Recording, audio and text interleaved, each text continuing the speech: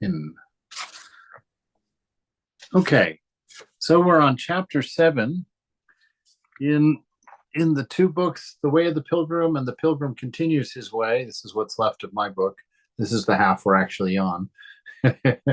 We're on chapter 7, and we've been going through a conversation that the Starets, the professor, the pilgrim, and who else was in there? The Starets, the pilgrim, the priest. We're all having about prayer and about the best way to pray, and how it's the fulfillment of St. Paul's idea that we should pray without ceasing. And it's an amazing teaching, mostly because I know there was definitely a time in my life where I was like, how could you repeat a prayer continuously without stopping at all times and still live a life in this world? And, 25 years later, I think I'm still wondering it to some degree, but I've definitely seen that you can, in fact, pray and repeat your mantra without it being a distraction. That it becomes a part of you, just a part of your autoimmune functions, or whatever the auto functions are that the body does, like breathing and heart beating and all of that healing stuff that the body does without you having to consciously make it happen. And the mantra becomes a part of that. It becomes a part of your world, a part of your mind, actually, a part of your perception, and it gives you a secure space, a stable space in a changing world, within which you can take refuge and not be pulled out, not be pulled into the confusion of the world, but actually find a space where you can develop and become aware of your inner peace, your inner well-being, and most importantly, your contentment in simply being, and nothing else is required. A place in the heart where you are familiar with who you are and not confused by the bodies and its thirsts and hungers, and the mind and its moods and states, but that you always have access to a place of stability, a place of solitude and quiet, tranquility, and love, most importantly. And you find ultimately that becomes your source of an endless and infinite love that you then can express freely in the world and not have to meter it out in small quantities like the ego has been doing for its entire existence and continues to try and do. It's that idea that there's never enough to go around when there's plenty to go around. All right, so chapter 7 here, the pilgrim is speaking. He says, "My devout friend, the professor, and I could not resist our desire to start on our journey, and before doing so, to look in and say a last goodbye to you and ask for your prayers." So they're about to break up and get back on the road again. The professor says, "Yes, our intimacy with you has meant a great deal to us, and so have the salutary conversations on spiritual things which we've enjoyed at your house in the company with your friends. We shall keep the memory of all this in our hearts as a pledge of fellowship and Christian love in that distant land to which we are hastening." The Starets, which is like the guru, says, "Thank you for remembering me. And by the way, how opportune your arrival is. There are 2 travelers stopping with me, a Moldavian monk and a hermit who has lived in silence for 25 years in a forest. They want to see you. I will call them at once. Here they are." The pilgrim, "Ah, how blessed a life of solitude is, and how suitable for bringing the soul into unbroken union with God. The silent forest is like a Garden of Eden, in which the delightful tree of life grows in the prayerful heart of the recluse. If I had something to live on, nothing, I think, would keep me from the life of a hermit." Ooh, that's a sticky statement at the end there. This is the way it seems, And I laugh because I've just gone through this whole ideal here. But I like 2 things that he brings up in there. Of course, this notion that the Garden of Eden, the kingdom of God, is within you. right? And I won't run you through that story again. There's plenty of lectures and vlogs on it out there. But that notion that you have this shrine of the heart that you can find at the end of your breath when you breathe in, you follow it down with your attention, repeating the mantra. That's how you ultimately marry the mantra with the prayer of the heart, with the shrine of the heart. And then actually through practice, how that develops into the prayer of the heart, which becomes that place of stability that we have just spoken about. And this life of solitude is very important because it helps you to know who you are. A life that's in constant company, you're being constantly defined by the world around you. And the ego gets its definition of itself from that, from the experience of you and the world around you, namely the people around you. Most importantly, your family are the ones that establish you deepest in your root of who you are, which is why in all of the world's monastic traditions, family has to be renounced. You have to separate yourself from family. I know in the order that I joined, it's the tradition that once you join, you do not return home for a minimum of 12 years. Many people never go home again. But for a minimum of 12 years, you live separate from your family and don't initiate contact with anyone outside the monastery. And it's not a statement at all about those people, about your family or the people outside the monastery. And it's not a statement about you either. The whole function of it is purely practical. It's to lessen the effect in your ego, in your mind, of the definitions of self that involvement in your status and station in the world has placed you, to be able to let that definition dwindle, let it disappear, so that the definition that isn't given by anybody can arise within yourself in that silence. It also teaches you to find your contentment within. It's a lot easier not to get distracted if you don't have friends wanting to do things, that you might enjoy doing, in your pleasure-seeking days. And so the monastery, or this life of solitude, is just that. It's not a judgment on the world. It's not that the world is wicked and you can't realize God, and it's not this, that, or the other. It's just a practical approach, trying to silence yourself, quiet the noise, so that you can sort out what is real and what is not real, and so that you can touch who you are, free from the definitions and influences of the people around you. And it's funny, in his last statement here, he said, if I had something to live on, nothing, I think, would keep me from the life of the hermit. That's a fallacy right there. If you wait for a condition like that, then you're not going to ever do the thing, whatever the thing is that you're talking about doing.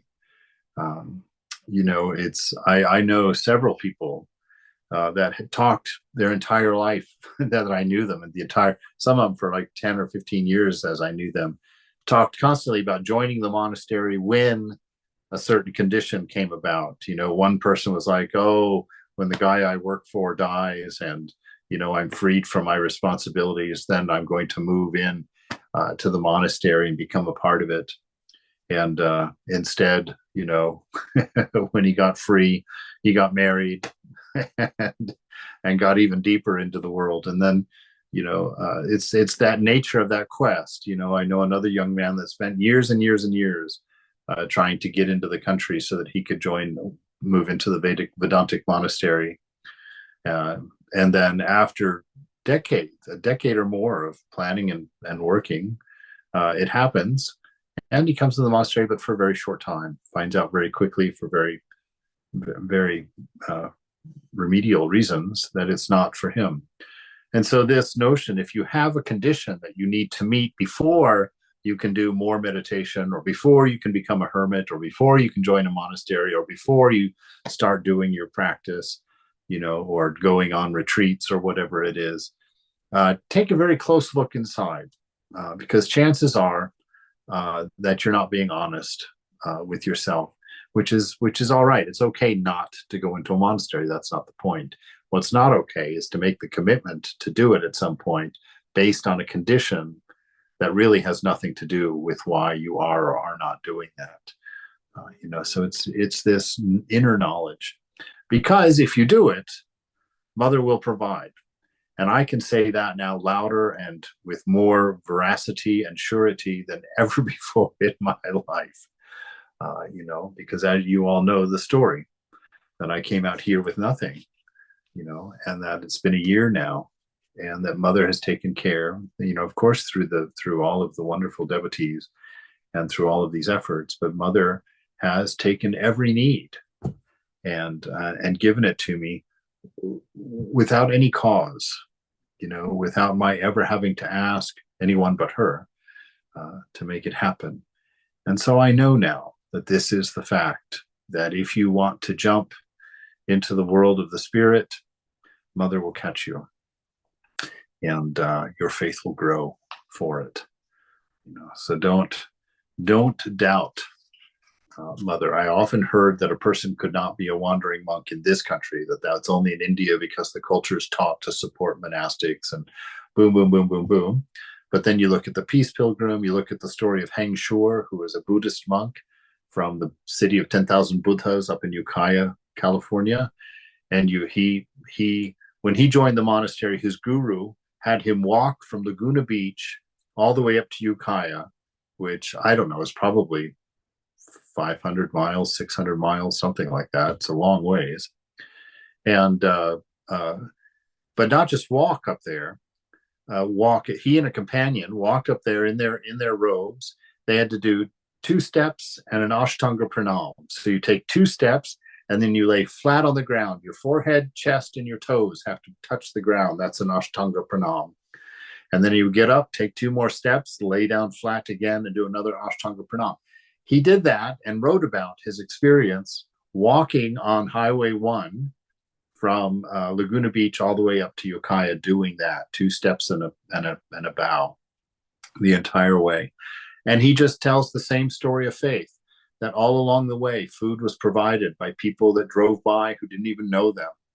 One of my favorite stories was, it was raining one day, and he was all muddy from head to toe from having to lay on the wet street to do his pranam every 2 steps. And that he and his friend were getting really discouraged because it was freezing cold out there. They were soaking wet. They were filthy dirty. They had nothing. They were hungry. And they were just feeling like just abandoned. And he says that as they just kept trudging along, they came around a bend and they saw parked ahead of them a VW van that had passed them probably an hour earlier on the road, had pulled over and set up one of those little, temporary tent awning things, and had a table set in there, and they'd put food out on the table, that they had driven by the monks and recognized them as being Buddhist monks. And they themselves were practitioners of Buddhism. And so they quickly drove ahead to the store and bought a whole bunch of stuff and came back and set up this feast for these 2 young men to have at the rest stop around the corner from where they were in their misery. So these stories come from reality, and they come from a place of truth and sureness, that the world does not run according to the economic principles of any particular political party. This world is run by the divine, and the Mother takes care of each accordingly, according to their faith and according to their need, according to what is best for them, right? It's not a commitment necessarily that Mother will feed you and give you all that you need. What it's a promise to is that your soul will benefit from whatever it is that Mother does or doesn't do to you. Your priorities change when you're in that situation.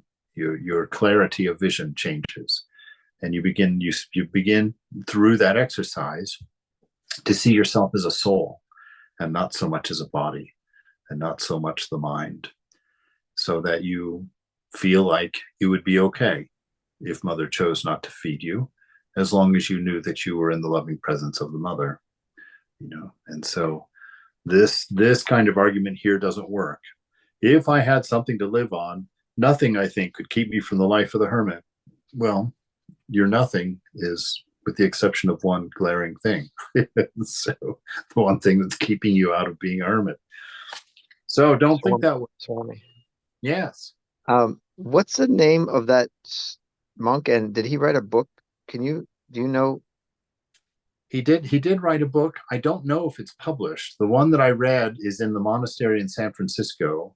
His name's Heng Shure. Heng is Heng, and Shure, I think it's. Do you know, Greg, how Heng Shure's last name is spelled by chance? It It's might be just S H. spelled like the word sure, S-U-R-E. Okay. Heng H E. Shure. Yeah, Heng Shure, and he's from the city of 10,000 Buddhas in Ukiah, and he was the head of that monastery at one time. He might still be. But the book that I read, his book, was on hand typed paper in the monastery in San Francisco. So I don't know how wide the distribution was of that book, but it got some great stories of faith in it. It really is an amazing experience. And just even if nothing unusual happened, just the fact that he walked that distance with 2 steps and a bow, that alone is a testament to some amazing faith. He also took a vow once he got into the monastery that he would never lie down again. And I had been around him for almost 20 years. And when he was a young man, I knew him after he had become a monk there. And then I was there when he was put in charge and ran the place. And then I met him many years later after this vow, after he had taken this vow, after 10 years of not lying down.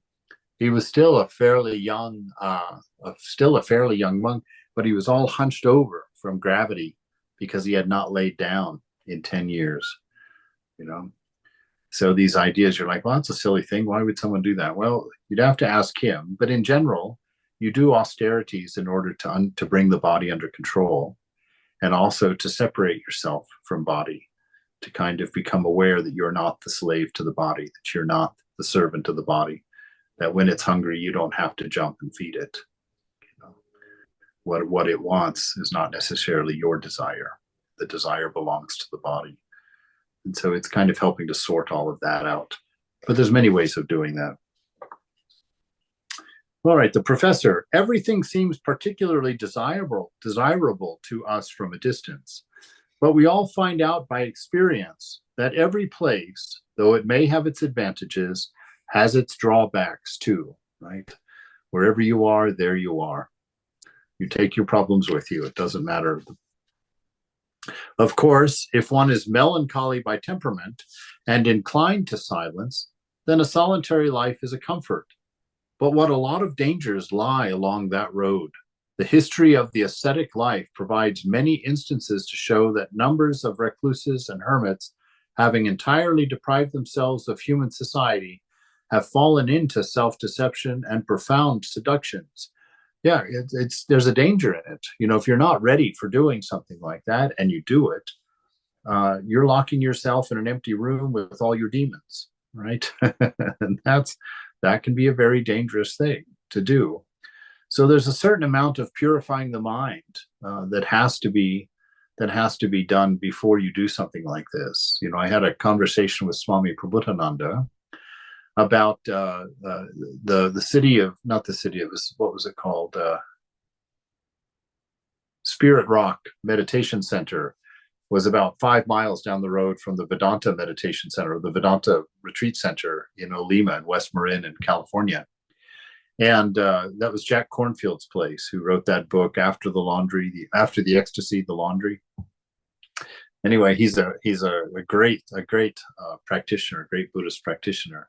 And their center was always packed. They were always sold out. They were charging, this is back in the 90s, $85 a night to stay at their center and to do their retreats. And the Vedanta Society was free, you know.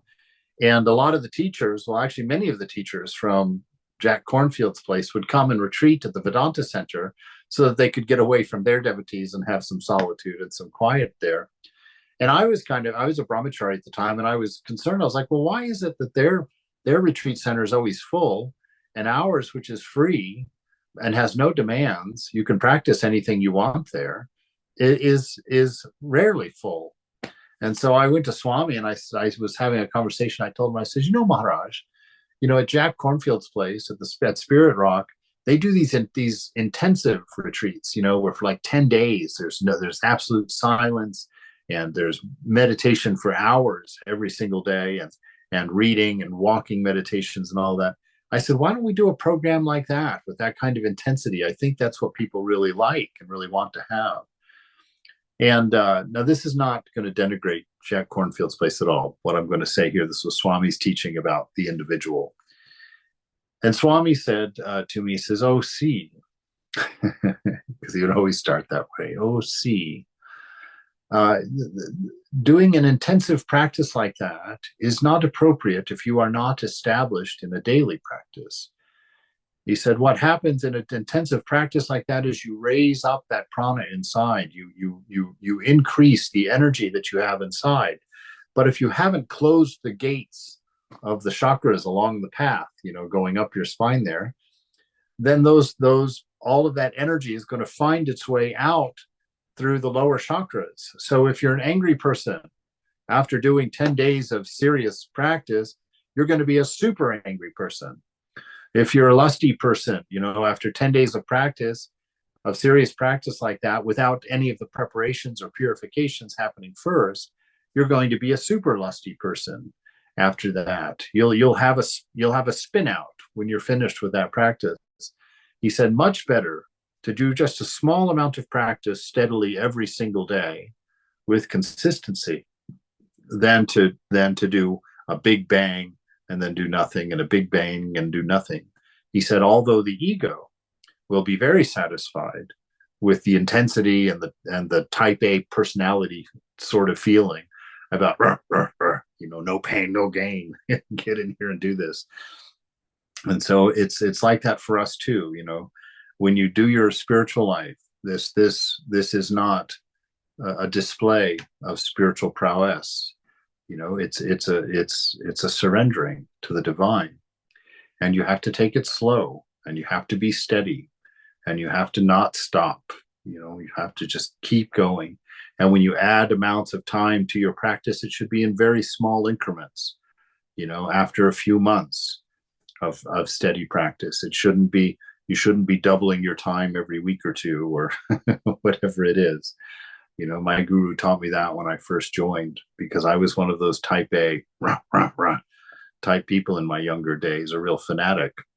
I made a great fundamentalist in my youth, I have to say. And when I started my Vedantic practice, we laid it out. I did 2 minutes of meditation twice a day at my shrine, and on my shrine I had just an assemblage of little things, because I didn't want any gods or goddesses on there. I had a little purple hippo, and I had a couple of rocks that I had found, and a little leaf, and a little oil lamp that my grandmother had willed to me, which actually is still there over there on my shrine. But and then I had this agreement that I wouldn't increase my time by more than 50% in the first 3 months. So for 3 months, just 2 minutes twice a day. And it was wonderful, because that got me into the habit of doing my practice at a particular time, twice a day, in a particular place. And I knew 2 minutes I could manage to do. And the other rule is that I made myself get up after those 2 minutes were finished. I wouldn't let myself sit there and do more, because I knew my mind was of the kind that if I did 5 minutes of meditation today, I would demand that 5 minutes of myself tomorrow, even though the commitment was only for 2 minutes.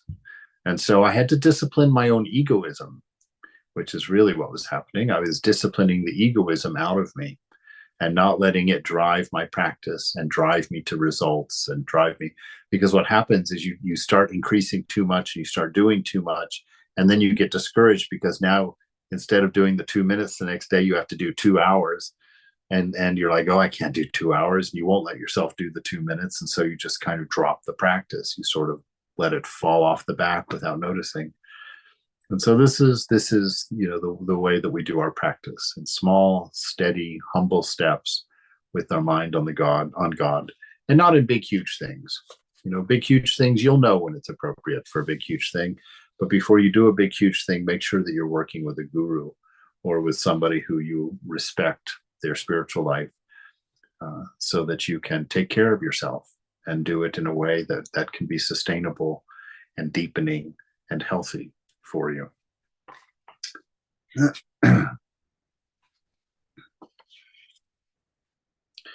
Yes, and so all of that about people who have fallen into self-deception and profound seductions by doing too much too soon. The Hermit. I am surprised at how often one hears it said in Russia, not only in religious houses, but even among God-fearing layfolk, that many who desire the hermit life or exercise in the practice of interior prayer are held back from following up this inclination by the fear that seductions will ruin them. Insisting on this, they bring forward instances of the conclusion their minds have arrived at as a reason alike for avoiding the interior life themselves and for keeping other people from it also. Yeah, this is that thing. In high school, I had a great minister at my church, Neil Gallagher. I don't even know if he's still in the world or not, but he's one of my favorite ministers of all time. And whenever you'd ask him how he was, he'd be like, "Oh, excellent, but I'm getting better."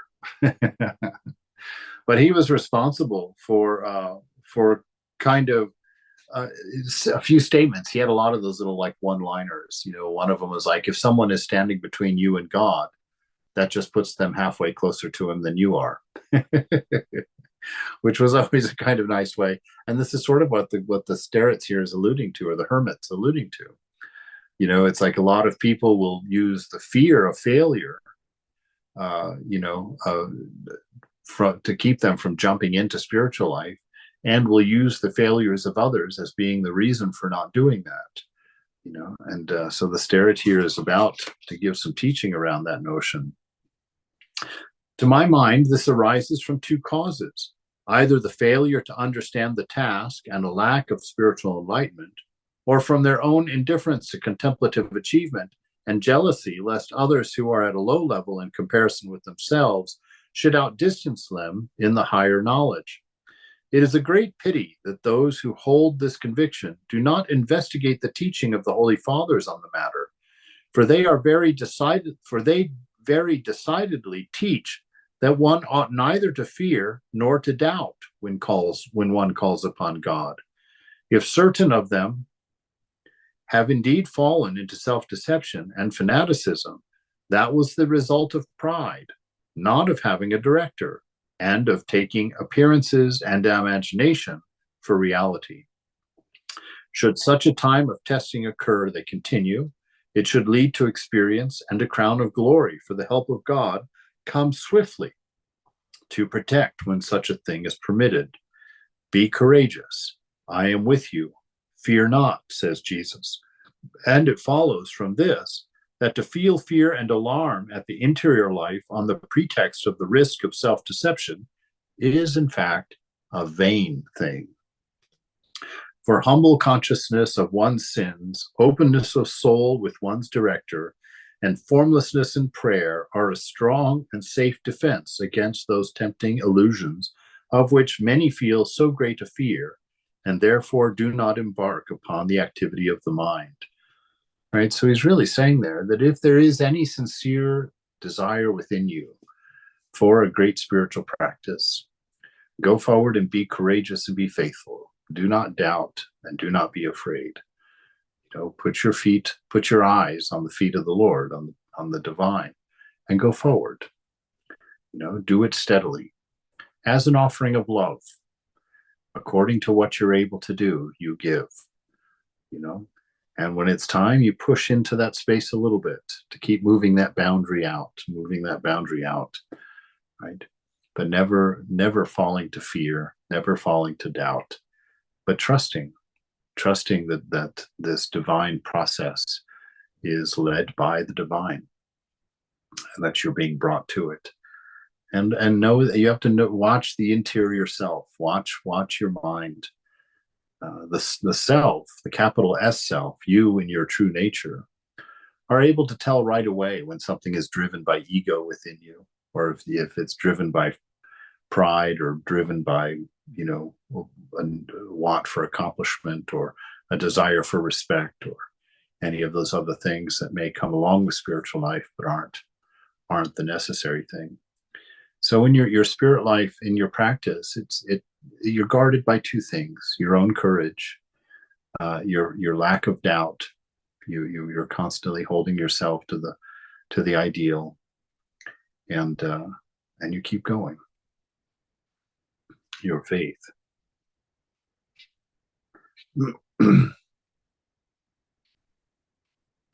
Incidentally, these very people who find themselves exposed to temptation, as the wise words of Philotheus the Cynead tells us, he says, there are many monks who do not understand the illusion of their own minds, which they suffer at the hands of the demons. That is to say, they give themselves diligently to only one form of activity, outward good works, whereas of the mind, that is, of the inward contemplation, they have little care, since they are unenlightened and ignorant about this. Even if they hear of others that grace works inwardly within them, through jealousy they regard it as self-deception. Saint Gregory the Sinite declares. Yeah, so if you're that's an important thing, if you like doing the showy things, the things that people can see of you, but you don't like doing the private things, the meditation, the prayer, the practice, the study, then know yourself to be in a little bit of danger. You've got a bit of impurity that you haven't cleaned out just yet, right? And you should take note. And this is the whole idea of the inward work that we do. The meditation, the quiet prayer, prepares your inner self, establishes you as the pure witness to yourself. And that pure witness, since he's dwelling in the heart, he's dwelling surrounded by the divine. That seer, that watcher, the witness within you, will alarm you and tell you, "Whoa, what was that?" I remember one time distinctly having this happen when I was in the shrine in Washington, D.C. I went into the shrine during the day and there was no one in there, and I was sitting in there doing some practice, some japa. And I remember the back door opening and someone coming in. And when that happened, I saw myself inside be happy because somebody was going to discover me sitting in the shrine during a non-practice time doing japa, and that would add to what they thought of me. And I saw it super clear, and I was like, "Oh my God!" That's it was so obvious. It hurt. It was like, "Oh my God, what is that? Is that really still there? Oh my gosh!" And I got my warning. I got mother corrected me right then and right there, and showed me that I was susceptible to that kind of thinking, and that somewhere inside that motive was there. And so this is how we grow, and this is how we learn, by being awake, by being alert, by being aware inside, so that we can see these tendencies, we can see these weaknesses, and catch them and repair them and offer them to the Lord for help before they manifest in a dangerous way, before they get us off the path, before they get us stuck in our egos, right? And we begin serving things that are not divine. The professor: allow me to ask you a question. Of course, the consciousness of one's sin is proper for everyone who pays any attention to himself. It's just what we talked about, right?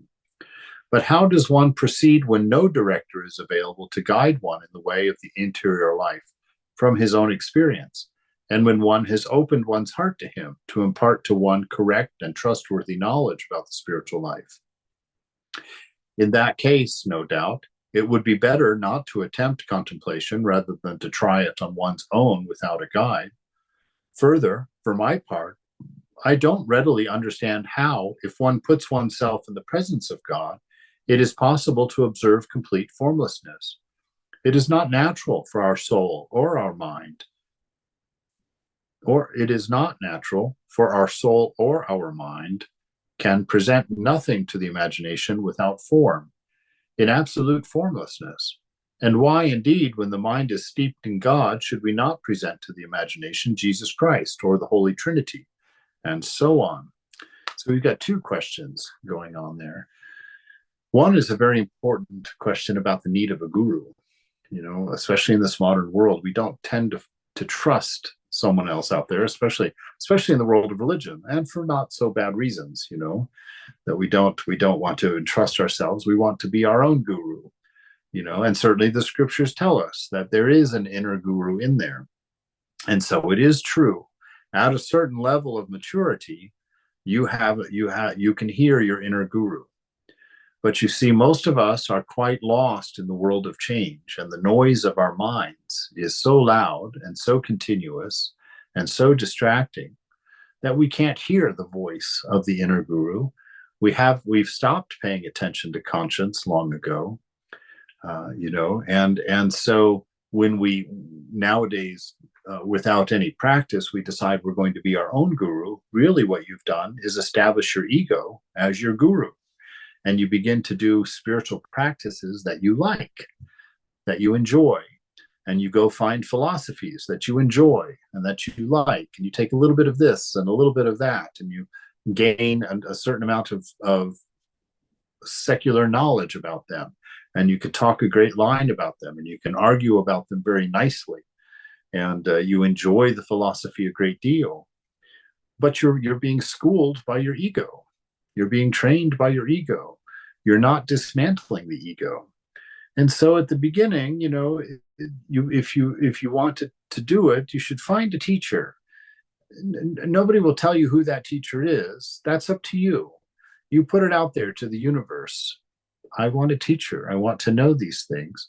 I want to find these things. And the universe will provide for you. Now, I'm going to tell a story, and it's going to point at me, but not really. So ignore that part, because the story's more cool than that. I was not too long ago, I was in Santa Barbara, just about a month and a half ago. I don't know how long ago, just anyway, back there. And I was with a very good friend of mine who had taken me to the zoo to see the lights, the Christmas lights at the zoo there in Santa Barbara. And so we're walking around, and we get in line for this children's train, this narrow gauge train, to take a ride around the whole zoo in order to see all of the lights. And while we were waiting in line, there was this woman and her husband standing in front of us in line. And I was talking to my friend about a dream that I had had that had taught me about the nature of reality. And so we were discussing this whole idea of the dream world in relation to the waking world, and is it different? How is it the same? And whatnot like that, and going along. And at some point in our conversation, the woman in front of us turned around, and she had tears in her eyes.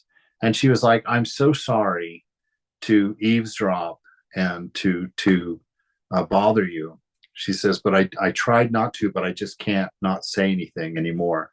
She said, last night I had a dream very similar to what you guys were talking about. And I woke up and I was so excited about what I had learned and what I had seen in that dream that this morning, before I got up, I prayed to the universe. And I said, Mother, or universe, please put me in touch with some people or somebody that would be able to tell me more about this idea.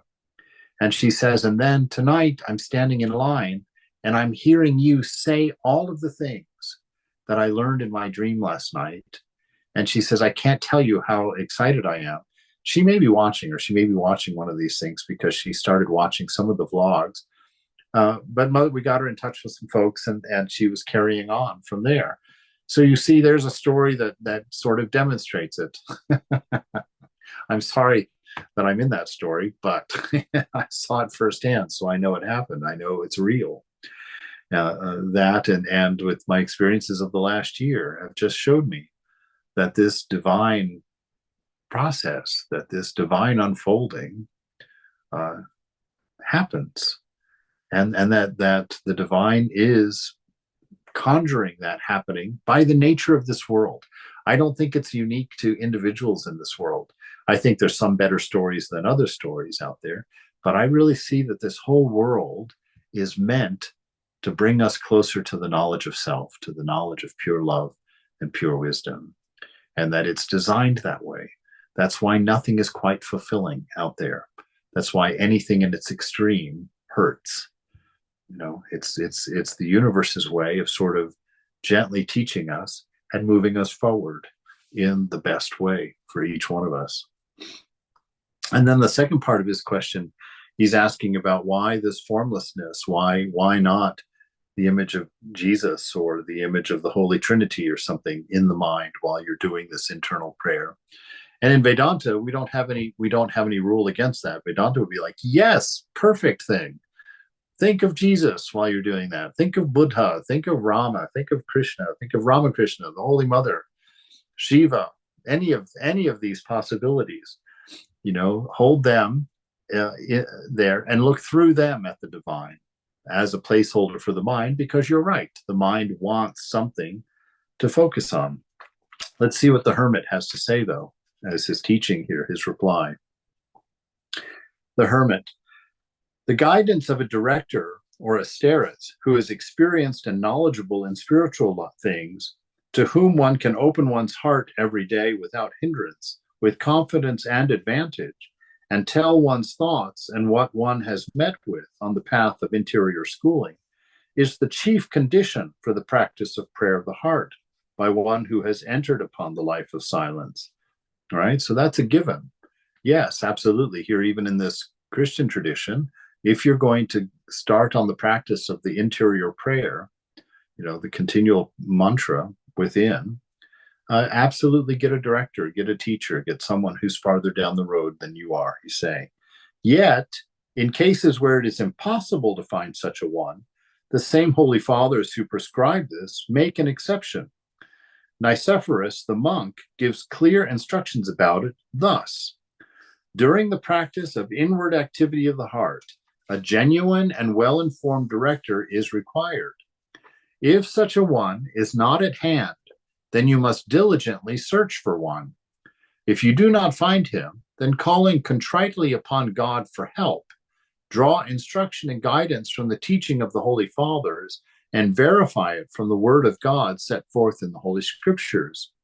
Here, one must also take into consideration the fact that the seeker of goodwill and zeal can obtain something useful in the way of instruction from ordinary people also. For the Holy Father assures us likewise that if with faith and right intention one questions even a Saracen, which I don't know what that is, if someone wants to look that up, Saracen, he can speak words of value to us. If, on the other hand, one asks for instruction from a prophet without faith and a righteous purpose, even then he will not satisfy us. We see an instance of this in the case of Macarius the Great of Egypt, of whom on one occasion a simple villager gave an explanation which put an end to the distress which he was experiencing. So again, it's the condition of heart. It's knowing well inside. So if you don't have a guru and you're just starting, really you need a guru. Make that a priority to find a teacher. And it's up to you to find a teacher. And Ramakrishna and Vivekananda give you some instructions. They say any teacher that says, just believe me, I can't show you, don't trust that. He says, find a teacher who says to you, I've seen it, you can see it too. I've done it, you can do it too. Let's do this. So that's because spiritual life is about realization, right? It's about experiencing the divine. It's not about building a castle of philosophical thought in your mind. It's not about building a real tent of beliefs in your mind. See, Saracen, oops, I missed that. Let me put up we got an answer from Greg on the Saracen. You see here, chat. Saracen was a term used both in Greek and Latin writings between the 5th and 15th century to refer to people who lived in and near what was designated by the Romans as Arabia Petraea and Arabia Deserta. Okay, so he's being prejudiced. If you can even learn from that group of people, you say. which is important. I always used to start when I first started for the first, I don't know, almost 10 years of lecturing. I would always start my lecture with the three most important things, right? And that I had learned from studying the different religions in the world, the three things that I had run into consistently that each of those religions or philosophies taught as being the one most important thing. The first one is always love. Love is the one most important thing. The second one was sincerity and truth. Ramakrishna says that if you are sincere and you are sincerity and earnestness, sorry, that if you're sincere and earnest, he gives the example that if you walk out of your house and you're looking for the grocery store and you've never been there before, if you're sincere and earnest, you'll find the grocery store, because you'll keep walking and you'll ask, do you know where the grocery store is? And they'll point you away, and you walk a little bit further, you ask somebody else, where's the grocery store? And they'll show you. And eventually you'll get to the grocery store because you were sincere and earnest. And he says, thusly, the divine itself will take care of your spiritual life if you have those two things, that earnestness and that sincerity about wanting to know. And then the third one is truth, right? And of course, Pontius Pilate says, what is truth? Well, from the Vedanta, we work on this idea that truth is this inner alignment, that what you think, what you say, and what you do are always holding hands, that they are always consistent. And if you can maintain that integrity, then you have a faster journey ahead of you. You're not going to struggle quite as much. If any of those three things is out of alignment, you're going to have troubles, and it's going to cause you a lot of struggle in your spiritual life. So pay attention to those things. Have that inner alignment. What you think, what you say, and what you do are always in alignment with one another. Oops, there we go again. The second one is that dedication to your own sincerity and your own earnestness. And I heard a Swami one time say, you're earnest about the things that you do when nobody is watching. So whatever you do in your private spare time, those are the things you're earnest about. So you can use that as a definition of earnestness if you like. And then that, of course, that top one, love. Everything has to be sourced in love, in a divine caring, a divine unity of oneness. He says, as regards formlessness, okay, this idea of what do you think about, how is it that you think about a formless divine while you're meditating or while you're doing your mantra? He says, as regards formless, this is not using the imagination and not accepting any sort of vision during contemplation, whether of light or of angel or of Christ or of any saint, and turning aside from all dreaming. This, of course, is enjoined by the experienced fathers for this reason, that the power of the imagination may easily incarnate, or so to speak, give life to representations of the mind, and thus the inexperienced might readily be attracted by these figments, take them as visions of grace, and fall into self-deception, in spite of the fact that the Holy Scripture says that Satan himself may assume the form of an angel of light.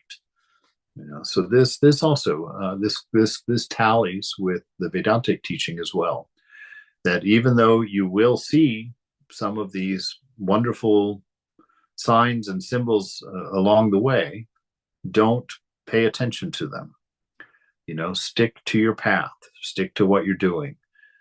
Don't go following any of these internal happenings, whatever they might be to you, because the mind is very powerful. Look what it does for you in a dream. It creates an entire universe for you.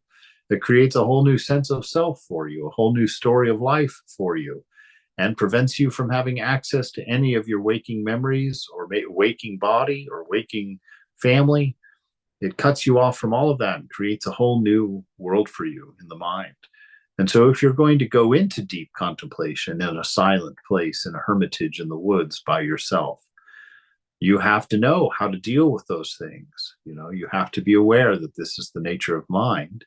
And you have to be well grounded in your scripture from whatever tradition you're working with, whatever scaffolding you've chosen to reach the divine. Be very familiar with that scripture and with the teachings and the saints and the sages of that tradition, so that you can make decisions and you can see things, right? In the Vedanta, we says that truth should always tally with three things: experience, the guru, and the scripture. Those three things should always be in alignment, and you use the three of them together to test, to make sure that what you're experiencing and what you're knowing and what you think is the right way is true. It has to tally experience, guru, and scripture, right? Don't run off on your own because you're channeling at such and such and such and such who's told you such and such. Make sure that you tally that with a known scripture, with a time-worn scripture, and with a guru who is sincere and earnest in their practice. And that the mind can naturally and easily be in the state of formlessness. Now, really, it's the ideal state of the mind. Formlessness is our nature, the universal, the divine, the one without a second, is without form, without name. There is no division, no boundary. And this is symbolized to us through silent mind, through a mind with no thought. Right? In that oasis of no thought, the presence of God becomes palpable. The presence of the divine becomes obvious to us. And that the mind can naturally and easily be in a state of formlessness and keep so, even while recollecting the presence of God, can be seen from the fact that the power of the imagination can perceptibly present a thing in formlessness and maintain its hold upon such a presentation.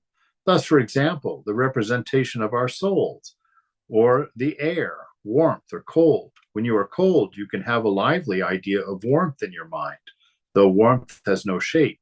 It is not an object of sight and is not measured by the physical feeling of one who finds himself in the cold.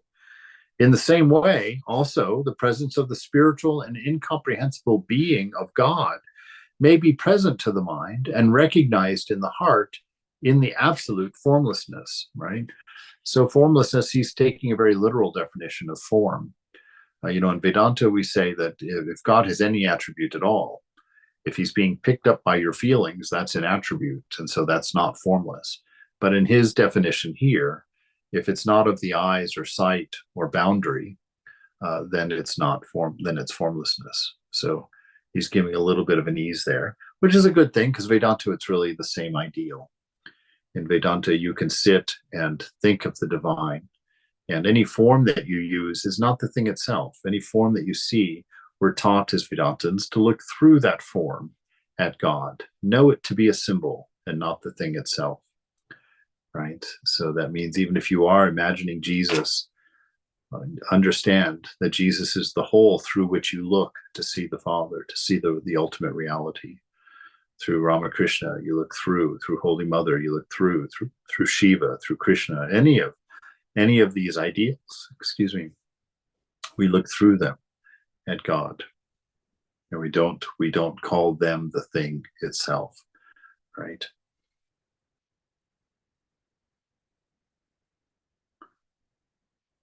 The Pilgrim. During my wanderings, I have come across people, devout people, who are seeking salvation, who have told me that they were afraid to have anything to do with the interior life and denounced it as a mere illusion. To several of them, I read out the Philokalia, the teaching of St. Gregory the Sinite, with some profit. He says that the action of the heart cannot be illusion, as that of the mind can. For if the enemy desired to turn the warmth of the heart into his own uncontrolled fire, or to change the gladness of the heart into the dull pleasures of the senses, still time, experience, and the feeling itself would expose his craftiness and cunning, even for those who are not very learned. I have also met other people who most unhappily, after knowing the way of silence and prayer of the heart, have on meeting some obstacle or sinful weakness, given way to depression and given up the inward activity of the heart by which they had known. So that's a very important thing. That single-mindedness is very important. You can't keep your feet in two boats. That's the trouble. You can't put one foot in the boat of the senses and hope to gratify the senses and gratify the body and gratify the mind, and the boat in spiritual life and hope to gratify the spirit.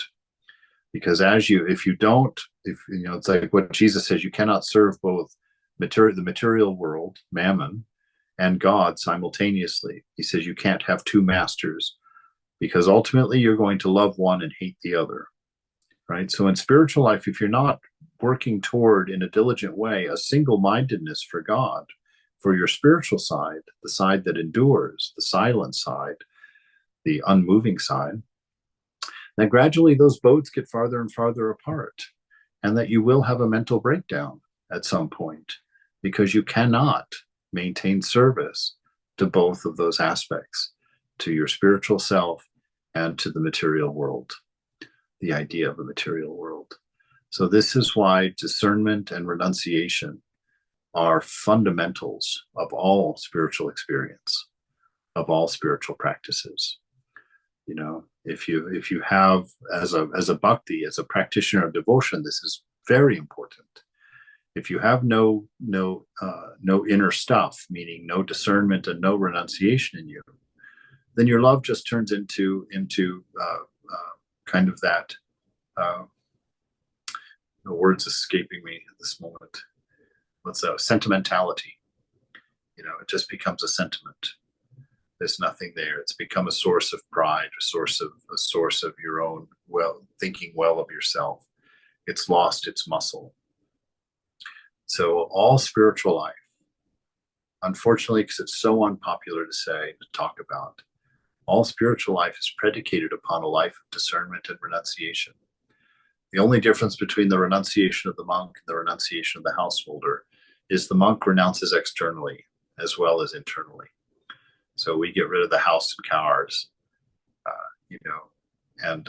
but the householder has his wife or her husband and cars and whatnot, but internally renounces them, which means that the light of awareness of their temporal nature and them not being the point of life and them being just tools for living life is readily at the forefront of the thought that the householder renounces inwardly, and the monks renounce both inwardly and outwardly, right? So like Ramakrishna says, the householder kind of fights the fight from a fort, as it were. You've got your support and your strength and your family and friends as you fight your spiritual fight, whereas the monk fights on the open plain. He has no one but God to depend on, the ideal. But both of them, it's the renunciation that's the important thing. And so know that. It's a hard teaching, but it's a teaching that leads to great joy, to great happiness, especially as you find when you renounce things, how easily they fall away and how you don't miss them. You're like, wow, have faith in that. Don't be afraid. I remember that night that I first joined the monastery, my very first night in the monastery. I really didn't know what I was doing. I had no context for what I was doing.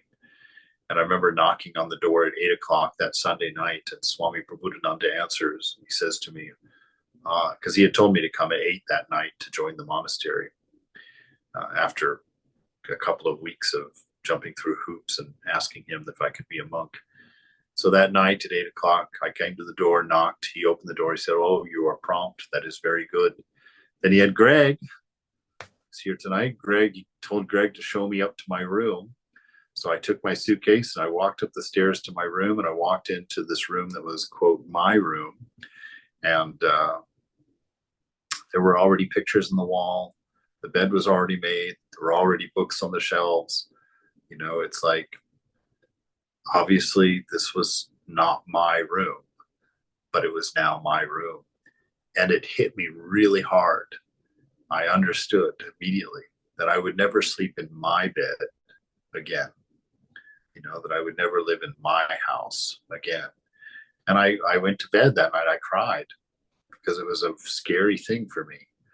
And I remember when I woke up the next morning, how fresh I felt and new, and the day before I had cut up my credit cards. I turned in my cell phone, I emptied my bank accounts and given them. Swami told me to give the money away to whoever I wanted. And, I did and got all that done. And about a month into it, I remember sitting and thinking one day, I was like, oh my God, that's amazing. I just walked away from all of my material stuff in this world, and I really don't care. It really didn't change anything. you know. I'm still, I'm still me. I'm still going on. And that's the funny thing is renunciation always looks scary from the other side.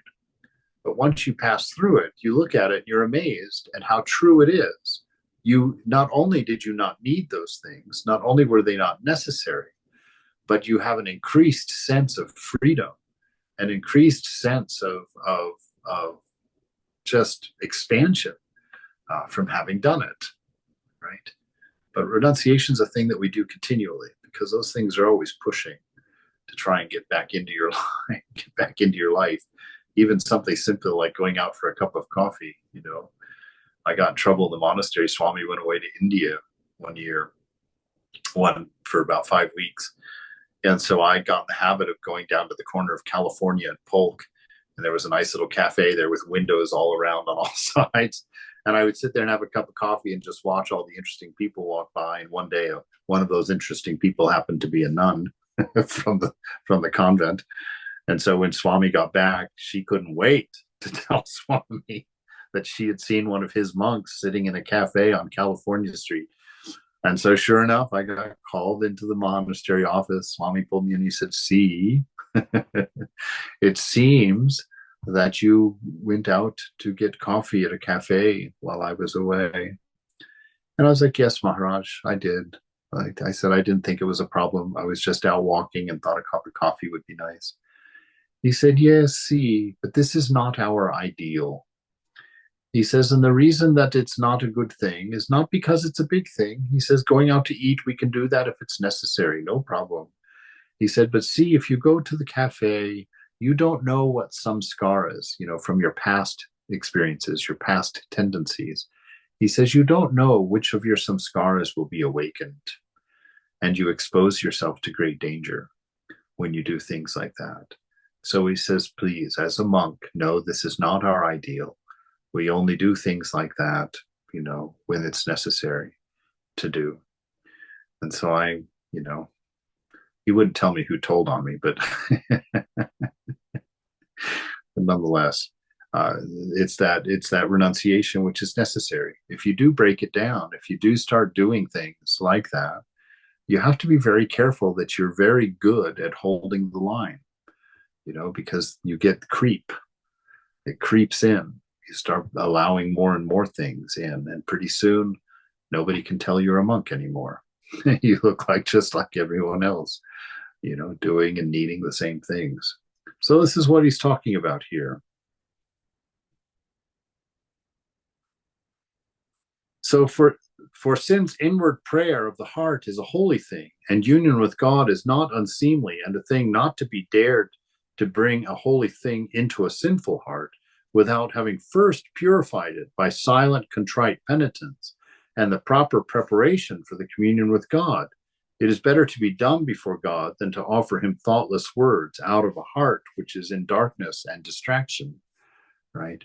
So this is what we're talking about. You have to bring yourself into control, you know, before you really begin deep in spiritual interior work, you know, which means that you have to do the work of sorting out the body and mind, knowing what belongs to what, and renouncing it, putting it away, so that you can go forward.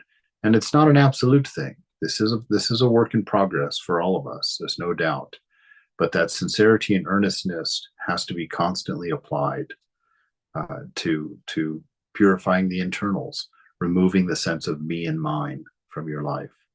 Right? That's what purity is.